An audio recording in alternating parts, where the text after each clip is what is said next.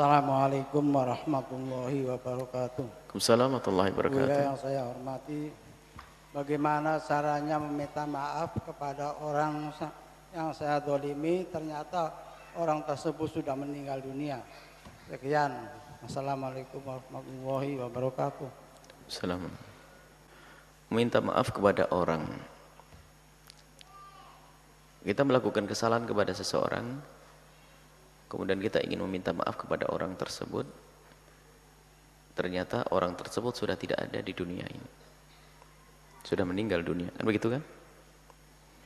Kita harus tahu, tobat itu ada ilmunya.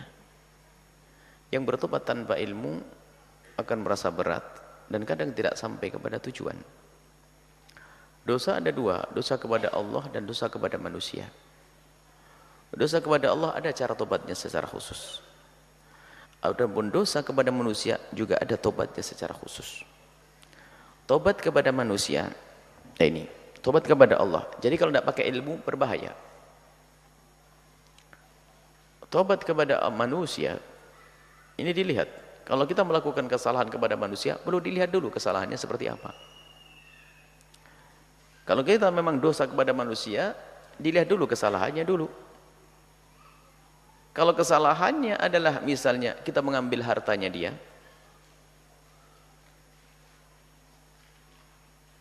kita harus lihat dia tahu tidak kalau kita mengambil hartanya. Makanya kesalahannya tadi dia mau disebutkan. Atau kita menggunjing dia, atau kita merebut waris, na'udzubillah. Ini semua hanya contoh saja. Jadi jelas dulu kesalahannya seperti apa. Sebab kalau tobat tanpa ilmu nggak masuk, nggak diterima oleh Allah. Harus ada ilmunya. Jadi pertama kesalahan kita apa dulu? Tadi tidak menyebutkan kesalahannya, tidak disebutkan. Kesalahannya apa misalnya? Anggap saja kita ngambil duitnya dia. Lah kalau mengambil duitnya dia, cara bertobatnya adalah kita harus mengembalikan uang tersebut kepada yang bersangkutan. Kita harus mengembalikan uang tersebut kepada yang bersangkutan, atau meminta maaf, minta ridho dari yang bersangkutan. Dan mengembalikannya pun ternyata kita perlu lihat dia itu tahu tidak kalau duitnya lagi diambil. Berbeda-beda. Kalau dia tahu duitnya lagi diambil, maka tahu yang mengambil, misalnya si A telah mengambil uangnya si B. Maka si A tadi kalau mau tobat hendaknya terang-terangan datang ke rumah si B, mohon maaf, duit yang pernah aku ambil dulu ini saya kembalikan. Karena si B tahu bahwasanya duitnya diambil oleh si A.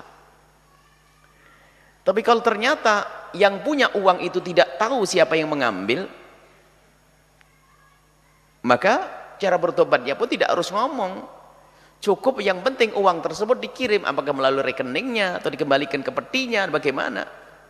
Sebab kalau nanti ngomong terus terang datang ke rumahnya, assalamualaikum, mohon maaf Pak, Bapak ingat enggak waktu Bapak kehilangan duit 2 tahun yang lalu? Oh iya, kenapa? Yang mencuri saya. Kamu yang mencuri? Enggak segitu kok, duitnya lebih banyak, bisa ribut nanti. Jadi semakin berat, dan mungkin juga selagi tidak diketahui, ya biarkan orang lain tidak tahu. Yang penting haknya orang lain nyampe ke orang tersebut. Menggunjing, jadi macam-macam. Menggunjing, misalnya kita menggunjing seseorang, naudzubillah, ini dosa besar. Kalau kita menggunjing seseorang, cara tobatnya pun harus ada ilmunya. Sekarang kita tinggal tanya, apakah orang yang digunjing itu tahu kalau kita menggunjingnya? Kalau memang dia tahu kita menggunjingnya, maka cara minta maafnya pun kita harus datang kepadanya, tunjukkan di depan mukanya, agar lega hatinya kalau kita minta maaf, karena dia tahu kita menggunjingnya. Tapi kalau kita menggunjing dia dan dia tidak tahu kalau kita menggunjing, maka cara minta maafnya pun tidak langsung kita datang kepadanya.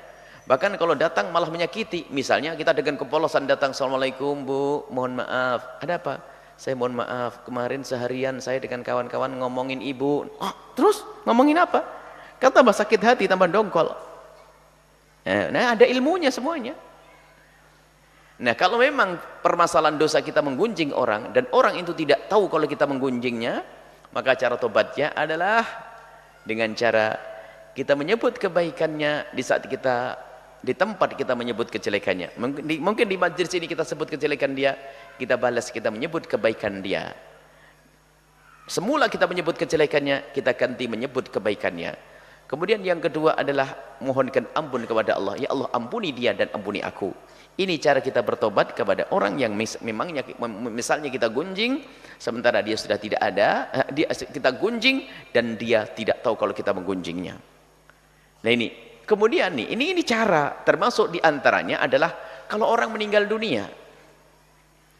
Orang yang kita sakiti, orang yang kita dolimi meninggal dunia. Ya sekarang dosa kita apa? Wong kita mengambil duitnya dia, misalnya kita ngerebut warisnya dia.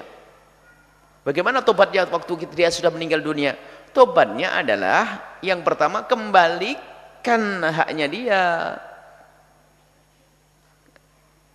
Kembalikan dong harta yang kita ambil, yang kita rampas itu. Tapi dia sudah meninggal dunia, kan dia punya ahli waris, harus nyampe. Tidak cukup hanya nyesel-nyesel saja, enggak. Makanya kita ingin lihat dosanya apa sih, kesalahannya apa sih, berbeda-beda. Kalau permasalahannya, aduh saya dulu sering ngomongin dia, saya sering gunjing dia, tapi dia sudah meninggal dunia, gimana cara minta maaf kepadanya? Saya nyesel, saya tidak mau dihukum oleh Allah nanti, saya nyesel, saya biasa gunjing dia. Kalau memang dosa menggunjing dia, maka lakukan dua hal. Yang pertama, sebut kebaikan dia sesering mungkin. Yang kedua adalah mintakan ampun kepada Allah, selesai. Itu menjadi sebab Allah mengampuni dosamu, karena dosamu menggunjing dia. Tapi kalau kita mengambil duitnya dia, nggak memilih haknya dia, ya kita kembalikan, harus dong. Wajib kita mengembalikan. Jadi dilihat dong, jadi tetap ada. Intinya bahwa selalu ada cara untuk kita meminta maaf kepada orang yang kita dolimi, yang kita sakiti. Bahkan jika seandainya orang tersebut, orang yang kita dolimi, yang kita sakiti, lalu kau menutup pintu maaf, maka tetap ada cara meminta maaf di hadapan Allah Subhanahu wa taala. Tidak boleh ada menyerah. Intinya ya, kita harus ada niat. Misalnya dia menutup, demi Allah saya tidak akan maafkan, demi Allah saya tidak, 1000 sumpah. Tidak boleh putus asa. Kan kita rindu untuk dimaafkan. Dia marah betul karena kesalahan kita teramat besar di hadapannya, sehingga dia pakai sumpah untuk tidak memaafkan kita. Akan tapi ketahuilah, pengampunan dari Allah adalah sangat agung. Maka dari itu kita berusaha minta maaf. Dia tidak memberi, minta maaf. Tidak memberi, minta maaf lagi. Tidak memberi, minta maaf. Sampai kapan? Sampai engkau mati atau dia yang mati. Tidak boleh kita putus asa. Tidak boleh lalu berkata, ya sudah, yang penting saya minta maaf. Nggak mau ya sudah. Ini ngejek namanya, kurang ajar. Nggak serius meminta maaf itu. Kalau Anda betul minta maaf, Anda akan berusaha. Karena apa? Murka Allah sangat mengerikan. Ini adalah cara meminta maaf. Sehingga berbeda-beda antara dosa dengan dosa kalau kita ingin meminta maaf kepada seseorang. Jadi tentu ada. Jadi harus kita minta maaf, dan jangan kita merasa nyaman di saat kita melakukan kesalahan kepada siapapun. Kalau para kekasih Allah, kalau melakukan kesalahan di malam hari tidak bisa tidur sampai pagi hari, takut keburu mati, belum minta maaf. Kadang kita punya dosa dengan si A, si B, si C, si D, ternyata kita nyenyak tidur, na'udzubillah. Jangan-jangan itu adalah karena memang golongan ahli neraka, tidak pernah takut neraka Allah, sehingga dia nyaman saja biarpun harus masuk neraka. Intinya harus kita berusaha untuk minta maaf. Jadi seperti itu. Kalau orang yang sudah meninggal dunia, tetap ada cara untuk minta maaf. Jika itu harta, kembalikan kepada ahli warisnya. Kalau ternyata ahli warisnya sudah nggak ada, ini duitnya saya mau kembalikan, saya pernah mencuri 5 juta miliknya orang itu, ini duitnya bagaimana ini? Ada caranya. Caranya apa? Ahli warisnya tidak ada, orangnya sudah mati. Maka caranya adalah dengan 2 cara. 1, sedekahkan ke apa saja, niatkan untuk dia. Karena mau dikembalikan ahli waris, warisnya sudah nggak ada. Mau dikembalikan kepada orangnya sudah mati, sudah saya berikan ke masjid saja deh, saya niatkan untuk Pak itu yang sudah saya dolimi. Cuman kalau seperti ini nanti kalau tiba-tiba orangnya hidup lagi, ya mungkin kan. Atau ponakannya anaknya datang, kita wajib ganti. Kalau tidak, Anda dapat pahala, dia dapat pahala. Ini. Atau tidak Anda sedekahkan, tapi Anda titipkan ke orang lain selain daripada diri Anda. Misalnya apa? Aduh, saya pernah mengambil duitnya orang itu 3 juta. Alhamdulillah sekarang sudah punya duit saya akan bayar ini.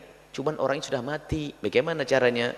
Yang jelas, yang penting, jangan sampai uang itu ada di bawah rengkuan Anda. Keluarkan dari tanganmu, langsung serahkan pada fulan. Fulan, tolong ini amanat buatmu. Amanat apa? Ini aku dulu pernah, cuman jangan ngomong mencuri. Ini adalah duitnya Pak ini, sudah meninggal dunia, tolong pegang ya. Ini amanat, ya tolong sampaikan nanti kalau ketemu keluarganya, nanti sampaikan kepada yang bersangkutan ya. Saya tidak mau, saya takut dosa. Yang penting lepas dari tangan kita. Itu sudah aman. Tapi kalau sudah di tangan kita, keburu kita mati, akhirnya diwaris oleh anak-anak kita juga. Jadi intinya keluarkan dari tanganmu. Jadi ada. Caranya selalu ada. Makanya dosanya tuh apa? Seperti apa? Kan gitu. Baru nanti ada cara bagaimana kita bertobat dari dosa. Yang penting tidak boleh kita menyerah. Tidak boleh kita cuek dengan kesalahan yang kita lakukan kepada orang lain. Karena semua dosa ini mengakibatkan kegelapan nanti di alam barzah dan nanti di padang mahsyar dan juga di akhirat.